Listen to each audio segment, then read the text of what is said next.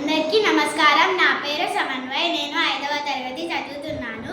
మనం మన వనరులను కాపాడుకోవాలి. మన చుట్టూ ఉన్న పరిసరాలను కూడా కాపాడుకోవాలి. ఇప్పుడు మనం చెట్లను నరికివేస్తే ఏమవుతుందో, చెట్లను పెంచితే ఏమవుతుందో తెలుసుకుందాం.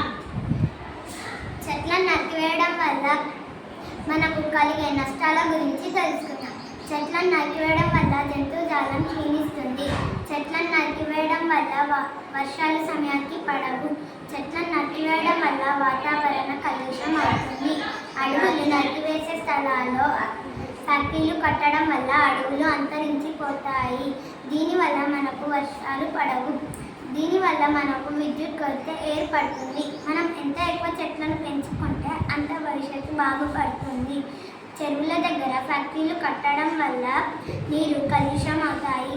ఇప్పుడు చెట్లను పెంచుకోవడం వల్ల మనకు కలిగే లాభాల గురించి తెలుసుకుందాం. చెట్లు మనకు పీల్చే గాలిని శుభ్రపరుస్తాయి. చెట్లు మనకు కల్పను అందిస్తాయి. చెట్లు మనకు ఔషధాలను అందిస్తాయి. చెట్లను పెంచుకోవడం వల్ల వర్షాలు పడతాయి. సమయానికి ఉపయోగం ఉంటుంది. నీరు ఎంత ఉపయోగం ఉంటే అంతగా బాగుపడతాం. విద్యుత్ కొరత కూడా ఉండదు. దానివల్ల అందుకు మనం విద్యుత్ను మరియు నీరును పొదుపుగా వాడదాం. అసలు విద్యుత్ అంటున్నారు. విద్యుత్ అంటే ఏమిటి?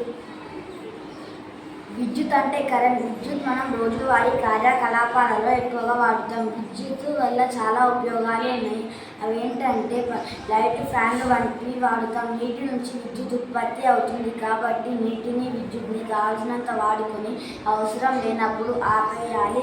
ఉదాహరణకు పగటిపూట లైట్లు, ఫ్యాన్లు వంటివి అనవసరంగా వాడుతాం. అందుకని విద్యుత్ని పొదుపుగా వాడుకోవాలి. మరి ఈ విషయాన్ని ప్రజలకు ఎలా తెలియజేయాలి? ఈ సమాచారాన్ని పోస్టర్ ద్వారా తెలియజేయాలి. అసలు ఈ పోస్టర్లో ఏముంటుంది?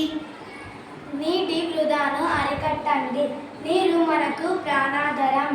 ప్రతి నీటి చుక్క విలువైనదే. నీటిని పొదుపుగా వాడుకుందాం. మనం అవసరం మేరకు మాత్రమే నీటిని వినియోగిద్దాం.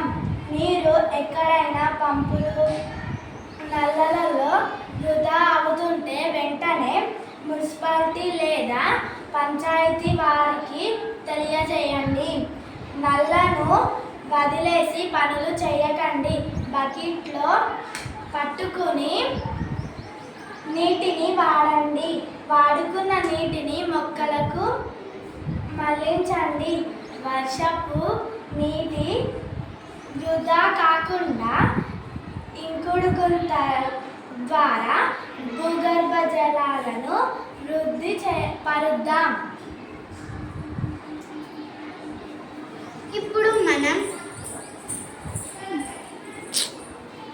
ఇప్పుడు మనం చెట్లను నరికివేస్తే ఏమవుతుందో, చెట్లను పెంచితే ఏమవుతుందో తెలుసుకున్నాం కదా. ఇప్పటి నుంచి చెట్లను పెంచుకుందాం, నీటిని వృధా చేయకుండా కాపాడుకుందాం, విద్యుత్ని కూడా పొదుపుగా వాడదాం.